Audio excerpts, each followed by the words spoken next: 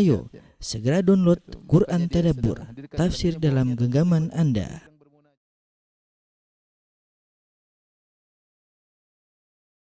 Bismillahirrahmanirrahim.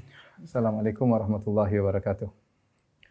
Alhamdulillahi ala ihsani wa syukru lahu ala taufiqihi wa amtinani wa asyhadu an la ilaha illallah wahdahu la syarika lahu ta'ziman li sya'nihi wa asyhadu anna Muhammadan abduhu wa rasuluhu ad-da'ila ridwani. Allahumma salli alaihi wa ala alihi wa ashabihi wa ikhwani.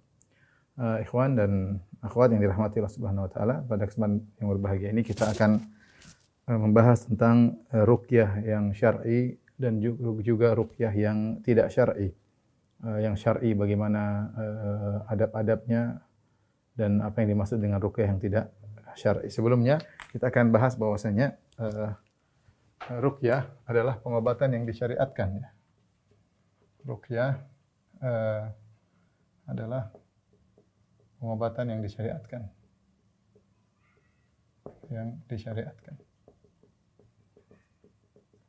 Ruqyah sebagaimana diketahui maknanya adalah jampi-jampi.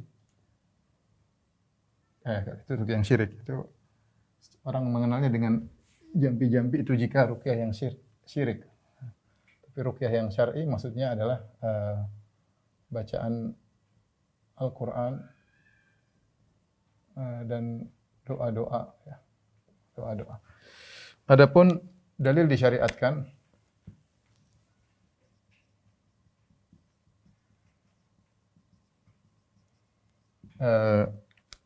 pertama dari praktek Nabi SAW bahwasanya Nabi SAW meruqyah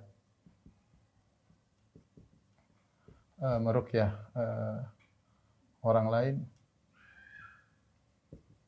dan beliau juga meruqyah diri sendiri.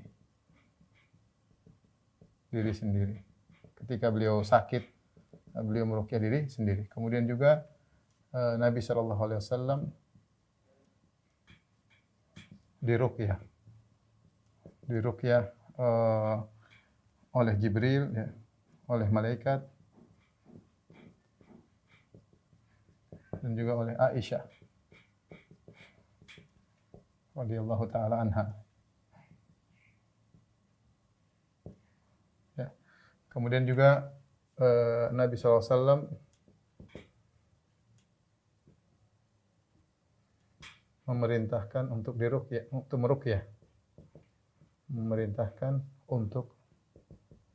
meruqyah. Di antaranya misalnya Rasulullah SAW menyuruh Asma binti Umais untuk meruqyah anak-anaknya Ja'far yang kelihatannya sakit atau kurus, ya. Kemudian juga Nabi SAW pernah menyuruh Aisyah untuk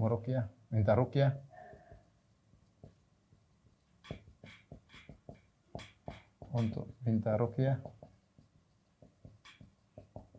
Sekarang dalam Sahih Bukhari.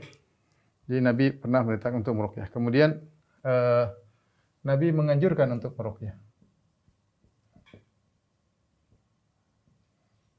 Sallallahu alaihi wasallam memotivasi untuk meruqyah.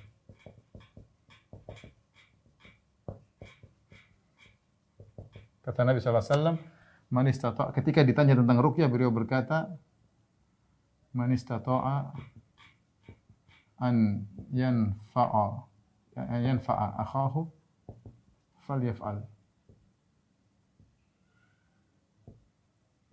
Ketika ditanya tentang ruqyah beliau berkata, siapa yang mampu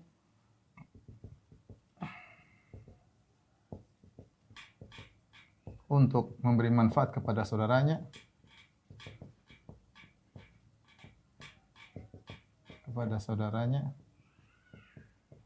maka lakukanlah.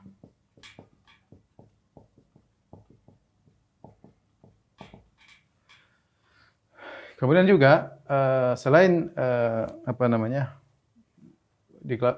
datang dari Nabi SAW, juga para sahabat mempraktekkan ruqyah, ya. Para sahabat juga mempraktekkan ruqyah. yang masyhur seperti contoh kisah hadis Abu Sa'id Al-Khudri.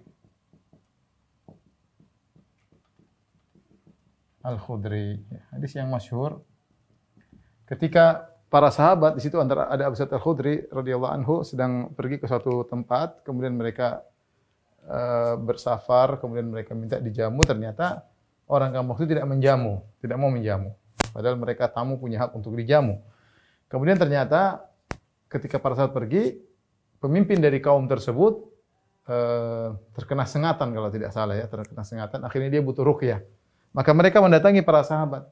Hal minkum ma'akum dawa atau hal minkum raqin, apakah ada obat buat pemimpin kami ataukah ada di antara kalian yang bisa meruqyah? Maka para sahabat mengatakan, "Iya, kami akan kasih ruqyah, tapi kalian tidak memenuhi kewajiban kalian. Kami mau ruqyah dengan syarat kasih begini. Akhirnya mereka setuju. Nanti kami akan kasihkan sekumpulan ekor kambing atau berapa ekor kambing kalau tidak salah. Kemudian akhirnya diruqyah dengan baca surat Al-Fatihah, maka akhirnya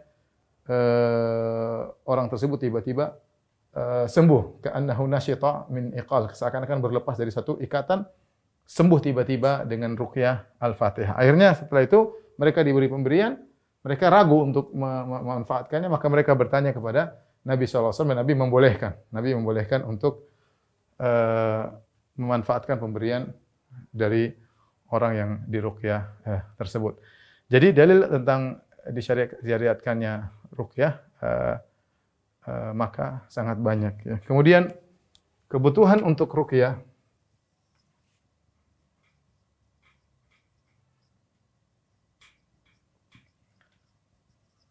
ya. Kebutuhan untuk ruqyah di antaranya Al-Quran merupakan obat.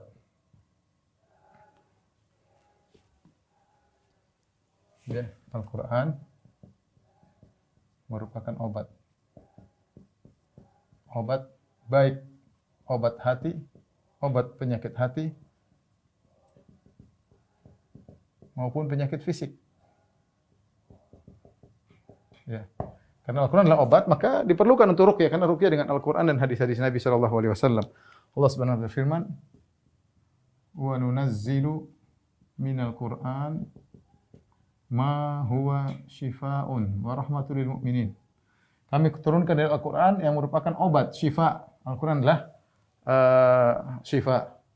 Dalam ayat yang lain, wa syifaa'un lima fis sudur, penyakit hati, wa syifaa'un lima fis sudur, penyakit yang ada di dada ya. Jadi Quran adalah obat, sehingga penyakit apapun bisa diobati dengan ruqyah ya. Ini kesimpulannya bahwasanya penyakit apapun boleh diobati dengan ruqyah.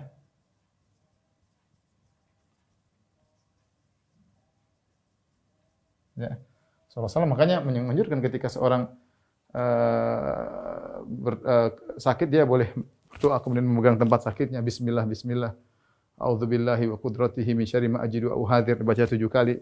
Rasulullah menganjurkan untuk meruqyah dengan Al-Qur'an atau dengan hadis Nabi sallallahu alaihi wasallam. Jadi penyakit apapun boleh diobati dengan ruqyah. Ya, kemudian di antaranya karena ain. Penyakit ain yaitu pandangan. Ain itu sebabnya ada 2, karena bisa jadi hasad, atau karena takjub. Sebagaimana kisah Amir bin Rabi'ah ketika dia takjub kepada salah seorang sahabat namanya Sahal, karena dia buka baju badannya putih, akhirnya dia takjub, dia tidak mengucapkan barakallahu fiik atau tabarakallah masyaallah, tabarakallah atau masyaallah, dia tidak sebutkan, tidak memuji Allah. Akhirnya sahabat tersebut sakit ya. Maka bisa jadi ain itu karena hasad, bisa jadi karena takjub, lupa memuji Allah Subhanahu wa taala. Bahwasanya keindahan tersebut adalah milik Allah Subhanahu wa taala, maka ruqyah bisa karena ain. Kata Nabi sallallahu alaihi wasallam, la ruqyata illa min ainin aw humah. Kata Nabi sallallahu alaihi wasallam, la ruqyata illa min ainin wa humah. Tidak ada ruqyah yang sangat manjur seperti karena ain dan sengatan. Jadi karena ain dan juga bisa jadi karena sengatan binatang berbisa, ya, hewan berbisa. Dalilnya sudah kita hadis Ibnu Abbas ini, dan juga tadi kisah Abu Sa'id Al-Khudri yang tadi kita sudah sebutkan. Ini kebutuhan untuk ruqyah. Kemudian di antara kebutuhan ruqyah untuk gangguan jin. Gangguan jin ini banyak ya. Bisa jadi dia masuk dalam tubuh manusia, bisa jadi santet, bisa jadi mengganggu rumah ya. Gangguan jin ini banyak ya, di antaranya ya, misalnya santet, ya, sihir ya. Misalnya mas, yaitu masuk kerasukan. Ya, misalnya ganggu rumah. Ya. Ini kebutuhan ruqyah ya. Dengan sihir seorang bisa disembuhkan dengan ruqyah, seperti juga orang kerasukan ya, seperti dalam kisah wanita Ibn Abbas pernah berkata kepada salah seorang muridnya, "Hal adulluka ala imra'atin ahli jannah?" Mau kau tunjukkan kepada engkau tentang seorang wanita penghuni surga. Dikatakan hadhil mar'atu sauda atatin Nabi sallallahu alaihi wasallam. Ada seorang wanita berkulit hitam datang kepada Nabi sallallahu alaihi wasallam mengatakan, "Ya Rasulullah, inni usra wa atakashaf." Ya Rasulullah, aku mengalami sara. Sara ya mungkin bisa diartikan ayan atau bisa diartikan kemasukan jin, dan Ibnu Hajar rahimahullahu taala merajihkan bahwasanya yang dimaksud dengan sara ditimpa oleh wanita ini berdasarkan riwayat-riwayat dari jalan-jalan yang lain, bahwasanya wanita ini terkena sara yaitu kerasukan jin. Dia kerasukan jin, maka dia datang kepada Nabi sallallahu alaihi wasallam untuk didoakan diberi kesembuhan. Maka Nabi sallallahu alaihi wasallam mengatakan, "In syi'ti, kalau kau ingin aku doakan dan kau sembuh, in syi'ti sabarti walakil jannah." Kalau kau mau kau sabar, bagi kau surga. Dalam riwayat yang lain, wala hisaba alaiki. Kalau kau mau sabar, tidak ada hisab bagimu nanti. Akhirnya dia mengatakan, "Ya Rasulullah, aku bersabar." Tapi intinya gangguan jin banyak ya. Melihat hal-hal ini menunjukkan ruqyah memang dibutuhkan. Dibutuhkan. Jadi jangan berpikir namanya ruqyah selalu kaitannya dengan jin ya. Sebagian orang namanya ruqyah dengan jin melulu ya, tidak. Ruqyah bisa penyakit, semua penyakit boleh dengan ruqyah. Anak kecil panas bisa kita ruqyah ya. Kalau nggak ada dokter mau diapain? Kita kasih kompres sambil kita ruqyahin, enggak apa, obat. Ya, kena ain juga ya. Orang mandang dengan pandangan yang hasad atau karena takjub lupa memuji Allah, maka di antaranya manfaatnya dengan ruqyah, atau homa dengan sengatan hewan berbisa ya. Karena kalajengking atau yang lain, maka ular atau yang lainnya, maka ruqyah ampuh. Kita enggak apa-apa kita gabungkan dengan obat medis modern. Oke, tapi kita tambah dengan ruqyah enggak ada masalah, gabung dua-duanya dengan usaha ini atau dengan gangguan jin, dan gangguan jin sangat banyak. Maka ini adalah beberapa kebutuhan ruqyah. Baik. Kita bahas berikutnya.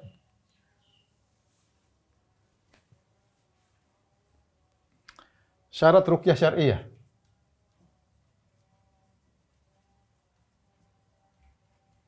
Ibnu Hajar rahimahullah taala menyebutkan bahwasanya ruqyah syar'i memenuhi 3 syarat.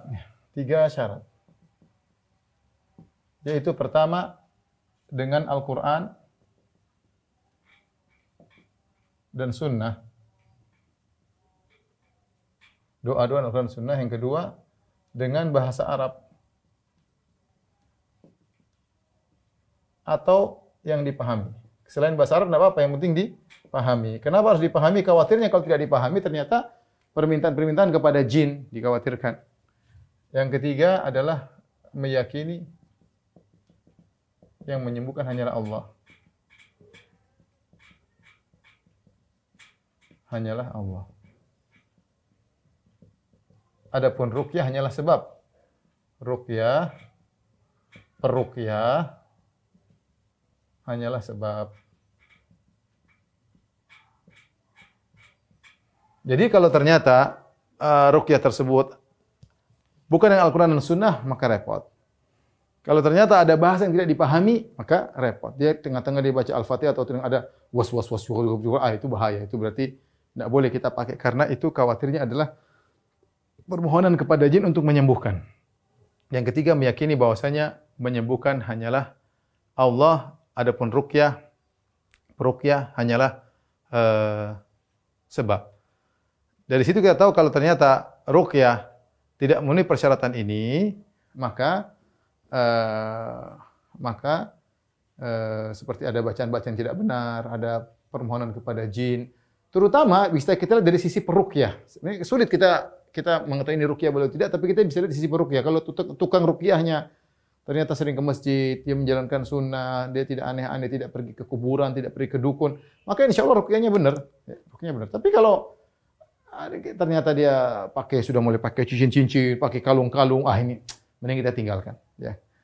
Karena kita khawatir ternyata dia kerjasama dengan jin sehingga terjerumus dalam ruqyah yang syirik. Ruqyah yang syirik. Ya. Taib. Berikutnya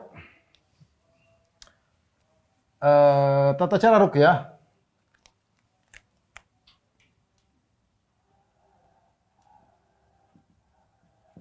Tata cara ruqyah, ya. Ruqyah tentu dengan baca Al-Quran dan hadis dengan doa-doa, ya. Kemudian bisa sekedar dibacakan tanpa ditiupkan. Ini boleh, ini pernah dicontohkan. Ini berdoa, seorang berdoa, ya.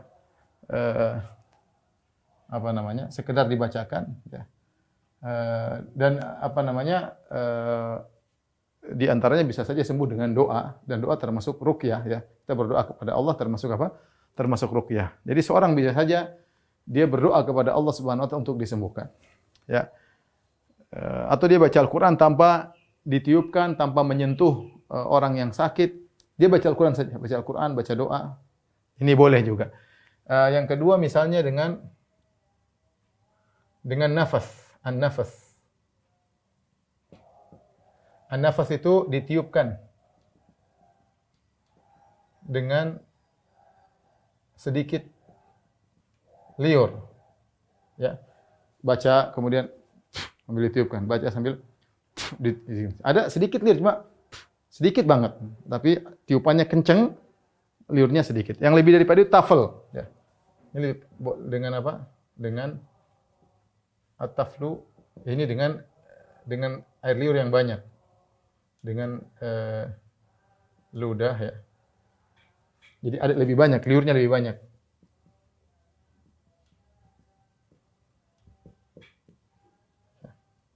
Di antaranya hadis Abu Sa'id Al-Khudri disebutin dia baca Al-Qur'an, setelah itu dia kumpulkan ludahnya baru dia semburkan kepada orang yang sakit, ya. Boleh seorang dia baca dulu Al-Fatihah.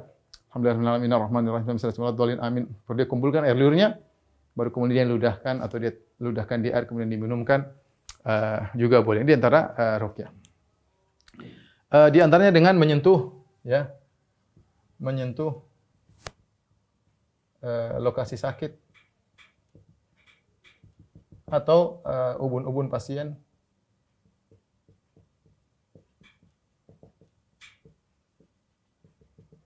Ini antara model ruqyah juga boleh demikian, ya. Bisa dengan ini, bisa dengan ini, bisa dengan ini, bisa dengan ini, ya. Atau bisa juga dengan meniupkan atau nafas atau tafel, dalam kurung an-nafas atau at-taflu ke tangan, ke kedua telapak tangan, lalu diusapkan ke seluruh tubuh. Sebagaimana Nabi pernah melakukannya.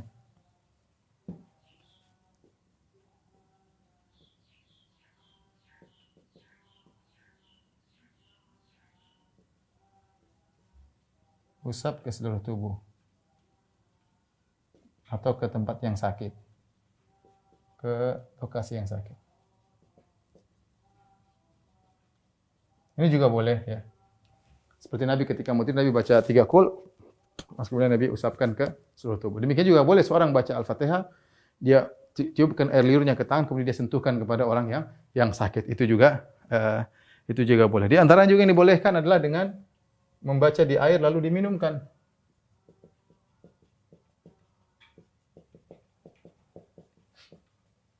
Sebagian diriwayatkan dari para salaf.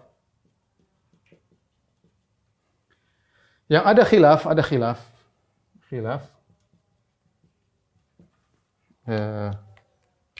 Yaitu menulis doa dengan minyak zaitun misalnya, menulis doa ruqyah dengan minyak zaitun misalnya, lalu dilarutkan ke air, lalu diminum. Maka ini ada khilaf di kalangan para salaf, tapi Ibnu Taimiyah membolehkan. Misalnya seorang menulis doa dengan ruqyah dengan pena atau apa yang bisa dimanfaatkan, kemudian setelah itu airnya dicampurkan ke air, kemudian diminumkan. Wallahu alam bisawab, ada khilaf, tapi yang lain dibolehkan ya. Ruqyah ya. Saya ingatkan tadi, jangan lupa doa ya. Jangan lupa. Kita boleh berdoa bebas, jangan lupa doa kesembuhan untuk kesembuhan ya. Sebelum ruqyah, ketika ruqyah, maupun sesudah ruqyah. Doa kepada Allah, angkat tangan dia agar diberi kesembuhan. Bahkan saya cerita, saya punya kawan dia hafidz Quran, tapi dia terkena sihir, mungkin sudah lama dia kesakitan, dia sering cerita sama saya, dan dia berusaha meruqyah diri sendiri, tapi enggak sembuh-sembuh. Sampai akhirnya sembuhnya bagaimana? Sembuhnya dia hajian, kemudian dia berdoa di padang Arafah, tanpa meruqyah, dia berdoa kepada Allah, Allah kabulkan, sembuh. Pulang haji, sembuh dari penyakit yang dia derita. Kalau tidak salah, dia selalu buang air darah seperti itu, kalau tidak salah ya. Saya masih ingat dulu ya. Kemudian dia berdoa di padang Arafah, kemudian dia sembuh, dia cerita kepada saya. Jadi maksud saya doa itu sangat penting ya, sangat penting. Taib. Pembahasan berikutnya, hukum ruqyah dengan cara-cara yang tidak datang dalam dalil, tapi bukan syirik. Ini ada pembahasan ya tentang bagaimana hukum ruqyah dengan cara-cara yang tidak datang dalam dalil, tapi bukan syirik. Misalnya sebagian orang dengan memijit, dengan memukul misalnya pada bagian tertentu, misalnya dengan kasih macam-macam ya. Wallahu a'lam bishawab. Saya lebih condong pada hukum asalnya boleh, karena ruqyah itu dia mirip dengan pengobatan. Asalnya pengobatan kita boleh dengan pengobatan apapun, yang penting jangan syirik. Makanya ketika Nabi SAW ditanya tentang ruqyah, Rasulullah berkata, "Iridhu alayya ruqakum fa innahu la ba'sa birruqa ma lam yakun fihi syirkun." Rasulullah SAW berkata dalam hadis, "Iridhu alayya ruqakum fa innahu la ba'sa birruqa malam yakun fihi syirk." Kata Nabi SAW, paparkan kepadaku ruqyah kalian, sungguhnya tidak mengapa dengan ruqyah selama tidak ada kesyirikan. Berarti hukum asal ruqyah, kalau tidak ada syirik atau hal yang mengatakan pada syirik atau pelanggaran syariat, tidak ada pelanggaran syariat, tidak ada menyentuh laki menyentuh perempuan misalnya, tidak ada khalat berdua dengan perempuan, tidak ada ikhtilat laki-laki perempuan, selama tidak melanggar syariat dan selama tidak syirik, maka hukum asalnya ruqyah boleh-boleh saja. Ada yang ruqyah mungkin dia baca Quran sambil dia mijit, ada ruqyah dia baca sambil dia taburkan minyak tertentu, itu boleh-boleh saja. Karena dia adalah pengobatan. Yang penting dengan Al-Quran dan Sunnah, bahasa Arab dipahami dan meyakini yang menyembuhkan hanyalah Allah Subhanahu wa taala. Hanyalah Allah Subhanahu wa taala. Tapi ini mungkin yang hadir di benak saya tentang masalah ruqyah. Tunggu. Terakhir, adab-adab ya. Adab-adab meruqyah. Di sinilah. adab-adab ruqyah. Yang pertama, usahakan keduanya yang meruqyah dan diruqyah berwudu, bersuci. Kalau bisa demikian, bersuci. Kemudian keduanya menghadap kiblat karena dianjurkan berdoa menghadap kiblat. Ini di antaranya mungkin yang harus diperhatikan ya. Kemudian jangan lupa peruqyah membaca, mentadaburi yang dibaca. Ini lebih kuat ya. Kemudian hati keduanya bergantung kepada Allah.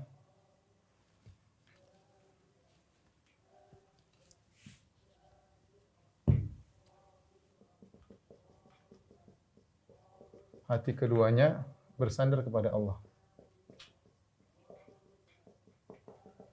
Ya. Hindari maksiat.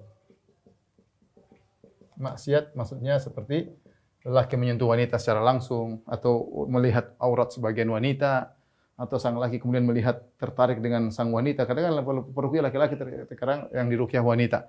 Oleh karenanya adab-adab ini harus diperhatikan agar ruqyah tersebut semakin kuat ya. Wallahu alam bishawab. Ini saja kawan-kawan yang dirahmati Allah Subhanahu wa taala yang mungkin bisa saya sampaikan. Mungkin bisa kita juga tambahkan ya, seandainya ada pengaruh boleh diulang-ulang ya. Seandainya ada ayat yang memberi pengaruh, maka boleh diulang-ulang ya.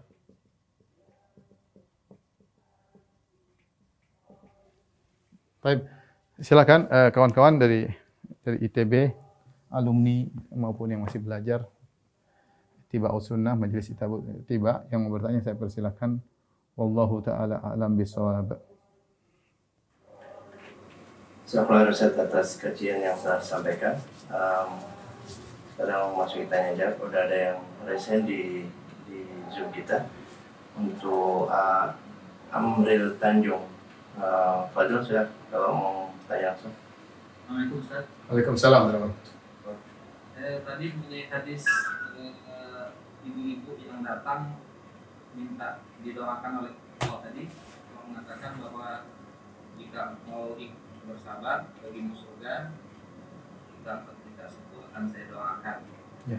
Apakah bisa dipahami hukumnya dan hukumnya? Faedahnya bahwa bersabar itu lebih baik daripada berobat. Ya. Wallahu a'lam bishawab. Banyak ulama berpendapat bahwasanya berobat itu tidaklah wajib ya. Bahwasanya berobat itu tidaklah wajib ya. Dia sunnah, dan jika seorang bisa bersabar dan tidak menyebabkan dia binasa, sabar itu lebih baik ya. Wallahu a'lam bishawab ya. Tapi saya katakan wallahu a'lam ini Rasulullah menyuruh berobat, Rasulullah memerintah untuk meruqyah, Rasulullah juga minta ruqyah, Rasulullah menyuruh untuk minta ruqyah, Rasulullah juga mengobati dengan kai. Ya, jadi intinya dalil-dalil yang menyebutkan Rasulullah SAW berusaha mengobati ada. Kemudian Rasulullah SAW menyuruh sebagian orang untuk minta ruqyah juga ada. Rasulullah menyuruh sebagian orang untuk bersabar juga ada. Sehingga wallahu alam kembali kepada kondisi masing-masing orang. Jika ternyata dia tidak berobat bisa menimbulkan kebinasaan baginya, maka ini hendaknya dia berobat karena seorang tidak menjerumuskan diri dalam kebinasaan, dia berusaha berobat. Tapi kalau dia rasa bahwasanya dengan kesabarannya dia masih bisa menjalankan aktivitas misalnya, dan dia bisa tetap bertakwa kepada Allah, bisa beribadah dengan baik ya, maka mungkin bersabar lebih baik baginya. Ya, tapi kita katakan kembali kepada kondisi seseorang ya. Seorang bisa berbeda-beda. Kenapa saya katakan demikian? Karena tadi dalam sebagian riwayat, dalam sebagian hadis Rasulullah SAW mengobati. Dalam sebagian hadis Rasulullah SAW menyuruh untuk berobat, tadawaw, berobatlah kalian wahai hamba-hamba Allah. Dalam sebagian hadis Rasulullah suruh bersabar sehingga bisa jadi kembali kepada kondisi masing-masing orang. Jika dengan bersabar dia masih bisa menjalankan ibadah, kemaslahatan besar masih dia bisa diraih, dia bersabar itu lebih baik ya. Bisa lebih baik. Ya, tapi kalau ternyata dia tidak berobat, ternyata kemaslahatannya semakin hancur, dia tidak bisa beribadah dengan baik, dia tidak bisa mengurusi keluarganya, maka orang seperti ini lebih baik dia berobat agar dia mendapatkan kemaslahatan yang lebih besar. Wallahu a'lam bishawab.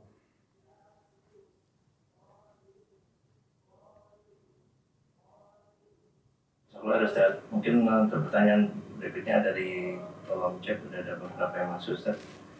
Pertanyaan yang pertama tentang terkait kanker, Ustaz. Jika terkena kanker dan ingin mengobati dengan Al-Quran, bagaimana niatnya saat membaca Al-Quran dan surat mana yang lebih afdal? Apakah sama saja semua surat yang dibaca? Dan untuk doa ruqyah sebelum atau saat kita meruqyah atau sesudah kita meruqyah, apakah ada doa khususnya, Ustaz? Boleh dalam bahasa Indonesia. Adapun ruqyah yang datang dalam Al-Quran dan hadis, ya biasanya dalam hadis dalam bentuk doa-doa ya. Dalam hadis dalam bentuk doa. Anda bisa lihat dalam buku-buku ruqyah ya. Tapi kalau seandainya kita ingin berdoa dengan bahasa Indonesia boleh. Sebelum ruqyah kita berdoa, ya Allah, mudahkan aku dengan ruqyah ini, Kau sembuhkan. Bahasa Indonesia yang ada masalah. Di tengah-tengah kita ruqyah kita berdoa lagi, ya Allah, mudahkan aku, sembuhkanlah penyakitku misalnya. Atau setelah kita ruqyah kita berdoa, ya Allah, aku sudah berusaha, ya Allah. Enggak ada masalah. Jadi doa itu saya katakan tadi terkadang bisa menyembuhkan tanpa harus meruqyah. Dan bisa menyembuhkan terkadang tanpa harus meruqyah. Ruqyah adalah sebab, doa juga ada sebab. Kita gunakan semua sebab yang bisa menyembuhkan penyakit kita ya. Adapun doa-doa khusus dimasukkan dalam hadis-hadis Nabi, dimasukkan oleh para ulama dalam doa-doa ruqyah. Doa yang dibaca ketika seorang sedang sakit ya, doa-doa tersebut. Adapun Al-Qur'an, Allah alam bisawab, sebagian ulama mereka menulis ayat-ayat yang punya pengaruh, terutama misalnya kita tahu orang ini terkena sihir atau terkena ain, maka difokuskan baca ayat-ayat yang berkaitan dengan duel antara Nabi Musa dengan para penyihir misalnya. Innallaha sayubtiluh, misalnya Allah akan membatalkan sihir mereka. Difokuskan untuk ayat-ayat yang seperti itu. Tapi kalau penyakitnya bukan karena sihir misalnya, maka baca saja Al-Baqarah, baca Al-Quran secara umum adalah syifa. Baca Al-Fatihah, 3 qul, ayat surat-surat yang punya pengaruh besar seperti Al-Fatihah, 3 qul, ayat kursi. Sisanya kita baca surat apapun enggak ada masalah, Al-Baqarah. Tapi ketika baca, hadirkan dalam niat untuk meruqyah. Hadirkan dalam niat untuk meruqyah. Bisa kita meruqyah diri kita sendiri. Jangan terlalu tergantung sama orang. Oh, kita harus ke ustaz ini, harus ke ustaz anu. Enggak, kita sendiri. Sendiri kita takwa kepada Allah, minta sebelum meruqyah kita berdoa kepada Allah agar disembuhkan, kita baca. Kita berwudu menghadap kiblat, kita baca, mengobati diri kita, atau kita mengobati keluarga kita, istri kita, anak kita, ya. Karena kita sebagian orang sedikit-sedikit harus pergi ke sana, pergi ke sini, itu yang kadang-kadang hatinya malah tergantung kepada peruqyahnya, ya. Hatinya tergantung pada peruqyahnya, bukan kepada Allah yang dikhawatirkan. Makanya Rasulullah SAW mengatakan di antara hal yang menghalangi orang masuk surga tanpa hisab adalah al-istirqa, humul ladzina la yastarqun, itu orang-orang minta ruqyah. Sebagian ulama menafsirkan maksudnya, jika dia minta ruqyah dalam kondisi tidak mendesak, minta ruqyah kepada orang lain, maka ini membuat dia terhalangi dari masuk surga tanpa azab, tanpa hisab. Pendapat yang lain, maksudnya jika dia minta ruqyah dalam kondisi hatinya sangat tergantung kepada orang tersebut. Oh, ini kalau ustaz itu yang baca insya Allah sembuh. Kalau asalnya seorang kalau minta ruqyah boleh ke imam masjid di sekitarnya. Tidak perlu harus pergi ke safar ke luar negeri, ke safar ke luar kota, Anda perlu. Kalau perlu dia ruqyah dirinya sendiri. Dia baca ruqyah dirinya sendiri. Jadi baca Al-Quran, surat-surat utama, Al-Fatihah, 3 qul, ayat kursi. Sisanya baca surat apa saja, tapi niatnya untuk mengobati. Niat dalam diri untuk meruqyah. Jadi perlu dihadirkan niat tersebut ketika baca Al-Quran. Wallahu a'lam bishawab. Ustaz, pertanyaan berikutnya dari ACC. Waktu saya SD, kakek berkunjung satu kali dalam 2 bulan. Saat tidak berpisah, suka berdoa dan meludahi tengkuk saya, padahal saya tidak sakit. Saya yakin dia berdoa untuk saya. Apakah ini ada sunnahnya doa dengan cara meludahi tubuh? Mungkin dia mendoakan ayat kursi ya. Jadi kan kita boleh meludahi, tadi ada saya sudah sebutkan dengan tafas. Tafas itu lebih banyak udaranya, sedikit ludahnya mungkin cuma sedikit, tapi kalau tafal itu lebih banyak lagi ludahnya. Kumpulin baru ludahin, itu tidak apa-apa. Ya mungkin kakek tadi meruqyah dengan baca ayat kursi, kita nggak tahu ya, atau baca 3 kul. Tanya aja kakek dulu bacain apa kek. Tapi kalau dia ternyata baca ayat Al-Quran nggak ada masalah. Itu nggak ada masalah. Mungkin dia ingin minta kepada Allah agar antum terlindungi dari godaan syaitan misalnya. Dan itu ruqyah yang diperbolehkan. Sama yang dibaca adalah Al-Quranul Karim. Baik. Selanjutnya. Ustaz, berikutnya dari anak-anak. Assalamualaikum Ustaz. Apa saja penyakit yang bisa disembuhkan dengan ruqyah dan seberapa sering dalam sehari kita boleh meruqyah? Tadi telah sampaikan semua penyakit, tapi berapa sering dalam sehari? Saya rasa tidak ada aturan khusus berapa kali. Semudahnya seorang. Sekali dia duduk dia bisa baca berapa surat misalnya. Sekali duduk. Apalagi kalau penyakit misalnya kerasukan jin. Ada teman saya pernah baca sampai jinnya keluar setelah 4 juz atau 5 juz atau 7 juz, saya lupa. Lama dibacain terus nggak berhenti sampai jinnya keluar. Ya tergantung. Jadi kalau kita memang mudah untuk baca sehari 3 kali, 4 kali, oke saja. Nggak ada masalah. Kita dapat pahala karena kita ruqyah itu ibadah, ya ibadah. Jadi nggak ada salahnya kita sambil khatam Quran kita niatkan untuk mengobati diri kita, nggak ada masalah. Ya kita niatkan untuk dekatkan diri. Jadi baca Quran dengan banyak niat. Niatkan untuk dekatkan diri kepada Allah, niatkan untuk menyembuhkan penyakit hati, niatkan untuk menyembuhkan penyakit badan dengan ruqyah, ya. Niatnya agar setiap ayat mendapatkan pahala misalnya. Niatkan agar Al-Quran menjadi pemberi syafaat pada hari kiamat. Dalam satu kali baca Quran kita bisa punya banyak niat. Tapi kalau kita sedang dalam rangka penyembuhan, maka niatnya untuk meruqyah harus diniatkan. Wallahu a'lam bishawab. Selanjutnya dari Ukti Lia Mutia Anista. Bismillah, Ustaz, apakah benar bercak hitam yang muncul tiba-tiba di kulit adalah nazroh atau pandangan jin nasab? Dan adakah cara meruqyah tempat dengan taburan air garam? Bismillah, Ustaz. Wallahu a'lam ya. Mengenai air garam ini ada hadis tapi saya lupa tentang kesahihannya. Saya lupa ya. Mengenai air garam ya. Wallahu a'lam bishawab. Ada hadis cuma saya lagi tidak ingat tentang keabsahannya. Wallahu a'lam bishawab. Tapi intinya kalau di antara ruqyah yang jelas-jelas diperbolehkan, ketika rumah kita diganggu, kita tinggal baca surat Al-Baqarah. Kita baca dengan mengeraskan suara, kita baca sekali di ruangan sebelah sana, kita baca ruangan sebelah sini, kita isi dengan sholat-sholat sunnah. Setan tidak betah tinggal di rumah yang dihidupkan syiar-syiar Allah ya. Maka di antara agar mengusir setan dari suatu rumah dengan kita banyak ibadah di situ, dengan kita sendiri banyak baca Al-Quran, sholat malam di situ, dan itu di antara hal-hal yang membantu mengusir setan. Jadi dengan surat Al-Baqarah, Iqra'u Al-Baqarah fa innahu la yastati'u al-batalah, kata Nabi sallallahu alaihi wasallam, baca surat Al-Baqarah sehingga karena setan para penyihir tidak mampu melawan surat Al-Baqarah. Kemudian Nabi sallallahu alaihi wasallam juga mengatakan la taj'alu buyutakum maqabir fa inna asy-syaitan yanfiru minal baiti alladhi tuqra'u fi suratul Baqarah. Alladhi tuqra'u fi suratul Baqarah. Jangan jadikan rumah kalian sebagai kuburan, tapi baca Al-Quran, kesungguhnya syaitan lari dari rumah yang dibacakan surat Al-Baqarah. Ya, di antara surat khusus untuk ruqyah rumah, artinya untuk menjauhkan dari gangguan syaitan atau untuk mengusir syaitan adalah dengan baca surat Al-Baqarah. Adapun menaburkan air garam, wallahu alam, saya tidak tahu. Silakan Ustaz. Berikutnya dari Akhi Isron. Assalamualaikum Ustaz. Jika riwayat mengenai ruqyah yang dibayar, apakah ini tidak menyelisih surat Al-Baqarah ayat 41 mengenai menjual ayat-ayat Allah? Jika sakit fisik, apakah boleh mencukupkan dengan pengobatan ruqyah saja tanpa harus ikhtiar ke dokter? Adapun ayat tentang dilarang membuat ayat-ayat menjual ayat Allah, itu maksudnya orang Yahudi Ahlul Kitab yang mereka merubah tafsiran Taurat dalam rangka untuk mendapatkan dunia. Jadi harusnya ada hukum Taurat yang haram, kata mereka tidak apa-apa.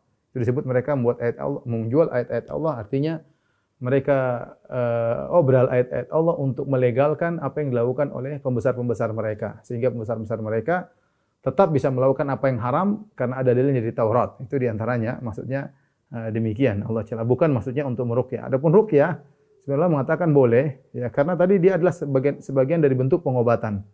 Asalnya seorang meruqyah tanpa harus menjadikan itu sebagai pekerjaan, karena itu tidak dilakukan oleh para salaf, ya. Kemudian juga asalnya dia ikhlas. Tadi kata Nabi sallallahu alaihi wasallam, "Man istata'a minkum an yanfa'a akhahu falyaf'al." Barang siapa di antara kalian yang mampu untuk beri manfaat kepada saudaranya, membantu saudaranya, maka lakukanlah. Asalnya dia tidak perlu untuk minta upah, ya.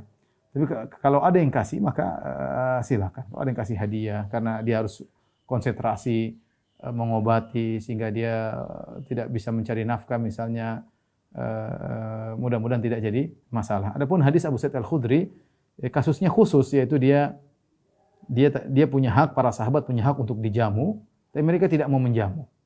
Ketika mereka butuh, baru mereka minta kepada sahabat untuk mengobati. Itu pun para sahabat tidak langsung ambil, mereka konsultasi dulu pada Nabi sallallahu alaihi wasallam. Maka sebagian ulama mengatakan boleh. Ini dalil bahwasanya boleh. Tidak memandang kekhususan kondisi, ini boleh. Ya, karena ini adalah bentuk dari pengobatan. Pada dasarnya seorang ketika mengobati, dia boleh meminta upah. Ya. Tapi saya katakan dihindari hal tersebut, kecuali memang seorang tidak punya penghasilan, kemudian ada yang kasih hadiah, maka mudah-mudahan tidak jadi masalah, ya. Wallahu a'lam bishawab.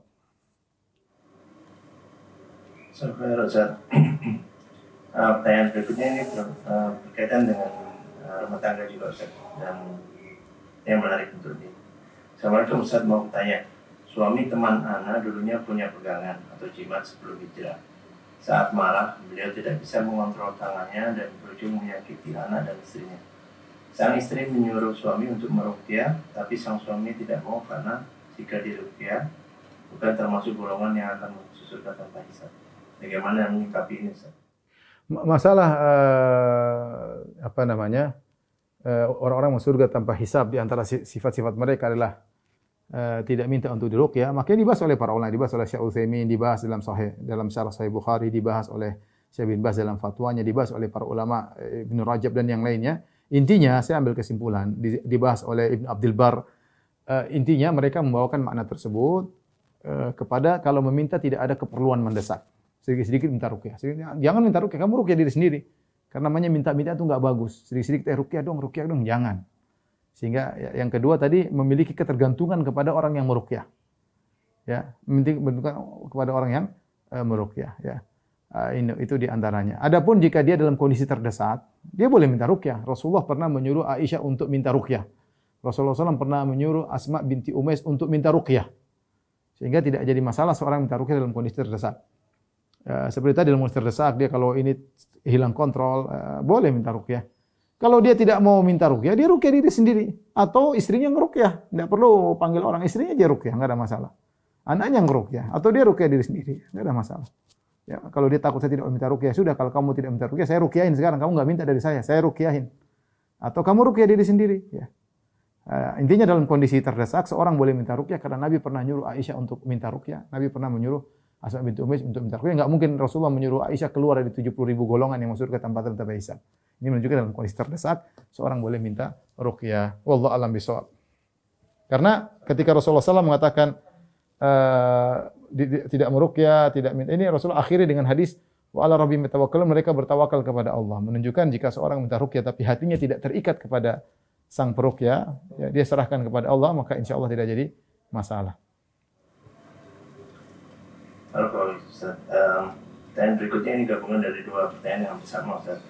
Semoga Ustaz dan seluruh tim selalu diberi kesehatan dan semangat untuk berbagi ilmu. Izin bertanya, bolehkah meruqyah setiap hari tanpa ada sebab? Misalnya setiap hari selalu menyemburkan air yang dibacakan Al-Fatihah untuk diri sendiri dan keluarga, Ustaz. Saya rasa itu bukan merupakan sunnah, bukan merupakan sunnah. Kita alhamdulillah ada cara yang lain dengan doa zikir pagi petang. Itu aja kita kerjain. Nggak usah tiap hari kita baca Al-Fatihah nyembur ke anak, nggak perlu. Saya rasa nggak perlu. Kecuali ada sebab. Tapi kalau tidak ada sebab, maka kita dengan baca Quran, dengan zikir pagi petang, dengan baca Quran di rumah, insya Allah Allah menjaga kita, ya. Jadi kalau sebab tertentu baru kita ruqyah. Karena bukan merupakan kebiasaan salaf, mereka selalu meruqyah diri sendiri. Wallahu a'lam bishawab. Taufik Ustaz. Pertanyaan berikutnya dari A. Deki Kurniawan Ustaz. Izin bertanya, bagaimana dengan ruqyah, bahwa meminta ruqyah maka akan dihisab, sedangkan orang yang tidak meminta diruqyah akan tidak dihisab. Dan bagaimana cara meruqyah dengan daun bidara Ustaz? Tadi sudah kita jelaskan mengenai apa namanya, mengenai yang yang akan dihisab adalah orang yang kalau ingin diruqyah tetapi tetap tidak keluar dari keutamaan 70.000 golongan, 70.000 orang yang mau surga tanpa azab, tanpa hisab. Tadi sudah kita jelaskan, jika dia meminta ruqyah ke dalam kondisi terdesak, selama hatinya tidak terikat kepada sang peruqyah, maka tidak jadi masalah. Tidak jadi masalah. Yang jadi masalah adalah jika dia pertama menggantungkan hatinya kepada sang peruqyah, itu yang dilarang. Yang kedua tidak mendesak, sedikit-sedikit minta ruqyah, itu yang dilarang. Nah, itu menunjukkan dia tidak tawakal kepada Allah Subhanahu wa taala. Adapun dalam kondisi tadi, jika dia dalam kondisi terdesak tapi hatinya tidak bersandar kepada sang peruqyah, hatinya bersandar kepada Allah, maka insya Allah tidak jadi masalah. Adapun dengan daun bidara, maka disebutkan oleh sebagian ulama ya, seperti diambil 7 lembar, kemudian digosok, kemudian dicampurkan dengan air. Tapi saya wallahu alam, saya tidak tahu ya.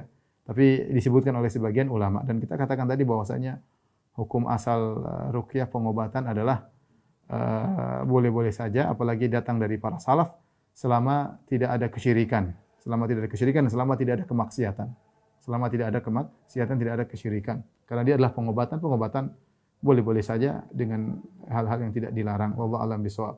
Tapi tadi kalau ada asar dari salaf dan apalagi para ulama menyebutkan, maka insya Allah tidak mengapa. Mungkin mereka punya dalil yang kita tidak ketahui.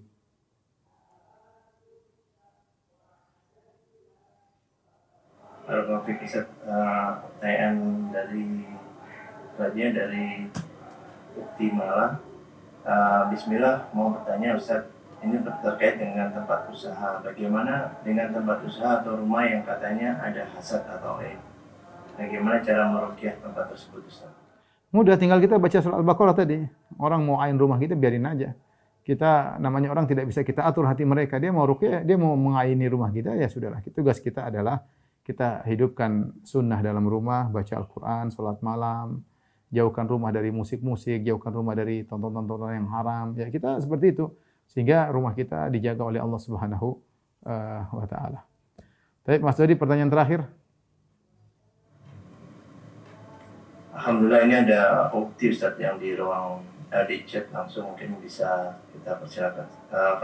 Fadli Umi Zain. Assalamualaikum warahmatullahi wabarakatuh. Waalaikumsalam. Jadi anak saya itu umur 9 tahun sama umur 5 tahun, Ustaz. Indikasinya jinasab. Dan suami saya juga. Indikasinya apa? Jinasab. Jinasab begitu. Apa maksudnya jinasab itu? Terkena jinasab yang dari nenek moyang yang mungkin dipuja atau seperti itu loh. Nah, kejadiannya itu dari sejak bayi itu dia cerita itu bisa ngelihat makhluk-makhluk gitu, tapi cuma bayangan gitu loh Ustaz. Terus kemudian semakin dia banyak hafalan Al-Qur'annya, kan sekarang sudah mau menghafal sekitar 2 juzan gitu. Itu dia itu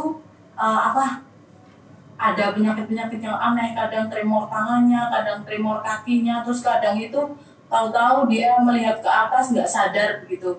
Terus saya bawa ke dokter, cek ke rumah sakit, nggak ada yang sakit.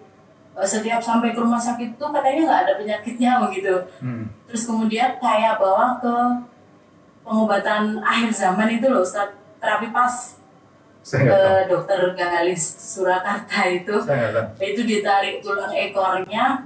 Selang 1 hari itu anak saya malah bisa melihat dengan jelas, untuk jadi ketakutan, dan sehari itu bisa kesurupan 10 kali begitu Ustaz. Kemudian kan saya kewalahan karena dia itu kalau pas kesurupan begitu ngajak berkelahi, benar-benar mau mencekik saya, mau menghantam, mau nendang, pokoknya seperti itu. Dan nanti akhirnya ayahnya sama adiknya yang umur 5 tahun itu juga bergejolak begitu. Jadi setiap kali ada pemantik dari adik atau ayahnya itu, anak yang 9 tahun itu pasti terus nanti kesurupan setiap hari seperti itu sampai 3 bulan. Nah kan saya sampai mendatangkan peruqyah begitu, katanya kok saya itu sampai nggak boleh pulang ke rumah orang tua mertua saya gitu, karena indikasinya jenazahnya dari sana, dengan ciri-ciri bahwa semua anak Pak D saya itu ada satu, setiap anak Pak D saya itu ada satu yang belum nikah sampai umur, padahal dari segi wajah cantik atau tampan begitu, terus berpendidikan tinggi dan finansialnya itu sudah, maksudnya kerja kantoran begitu. Dan sering kerasukan juga, enggak? Apa? Yang enggak menikah itu sering kerasukan juga. Dia itu pernah ini Ustaz, yang satu ada yang pernah koma 2 bulan, padahal kata dokter stroke tapi nggak darah tinggi. Terus adik suami saya kan baru umur 28 dan itu juga disuruh nikah itu belum mau gitu, dan dia sering setiap yang belum nikah itu kan ada satu gitu, kakaknya ada 2. Enggak, jadi Bu, ya sudah itu gitu. enggak usah intinya ruqyah saja, itu anak kasihan. Ruqyah, ibu aja ruqyah baca terus, suami ruqyah gantian. Anggap saja ini suatu ujian hidup ya. Kita meruqyah juga dapat pahala, kita berusaha berbaik. Jadi tidak ada yang terbuang waktu sia-sia. Apalagi itu anak kita sendiri, ya dia sedang diuji. Kalau ada ustadz yang bisa meruqyah, ustadz yang meruqyah. Kalau enggak, ibu ruqyah sendiri. Apalagi anak tadi sudah mulai menghafal. Kalau anak saya ini alhamdulillah sudah membaik, sudah menghafal lagi tanpa gangguan. Dia dari TK itu nggak pernah bolong sholat lima waktunya, nggak pernah bolong tilawahnya itu setiap hari. Cuman dulu pas setelah saya terapi pas sering kesurupan itu, dia itu setiap mau waktu sholat pasti kesurupan, atau setelahnya setelah sholat dia kesurupan, mau baca Al-Quran kesurupan begitu. Jadi sekarang sudah baik. Jadi yang saya tanyakan itu ini Ustadz, kok setiap ada Ustadz peruqyah itu menyarankan kami untuk menuntaskan anak saya dan jangan pulang ke rumah dulu biar tidak menguat lagi gangguannya begitu. Jadi kan dilema juga Ustadz, kan mau silaturahmi ke orang tua tapi sebelum di sana benar-benar sudah bersih, ada yang ruqyah, jangan pulang dulu begitu. Menurut Ustadz bagaimana gitu? Kalau saya sih itu hal yang tidak pasti. Saya rasa itu bukan hal yang pasti, belum tentu. Dan belum tentu juga kalau ke sana kemudian jin bisa menggoda, dan belum tentu, bisa jadi itu adalah hal yang semakin disenangi oleh jin kalau kita tidak bisa silaturahmi. Kalau menurut saya kita silaturahmi wajar-wajar saja, butuh silaturahmi ketika dia mau berangkat ke sana, dia berdoa. Kemudian dia meruqyah dirinya, kemudian normal-normal saja. Mudah-mudahan tidak jadi masalah. Kecuali kalau nanti sudah ke sana dicoba sekali 2 kali ternyata tambah parah, ya berarti ada sebab. Berarti kalau dia ke sana dia semakin parah, itu baru kemudian kita mengambil keputusan. Tapi kalau ternyata hanya praduga, saya rasa itu bukan hal yang kuat untuk membuat kita memutuskan silaturahmi. Jadi tinggal kita mengambil sebab. Sebelum ke sana misalnya sang anak disuruh berwudu, kemudian misalnya sholat sunnah wudu, baru jalan, bismillah, baca doa, sampai ke sana secukupnya, pulang, sudah begitu saja. Jadi tidak perlu memutuskan silaturahmi. Wallahu a'lam bishawab. Ini saja yang bisa saya sampaikan pada para jamaah, kurang lebihnya saya mohon maaf. Wabillahi taufiq wal hidayah. Assalamualaikum warahmatullahi wabarakatuh.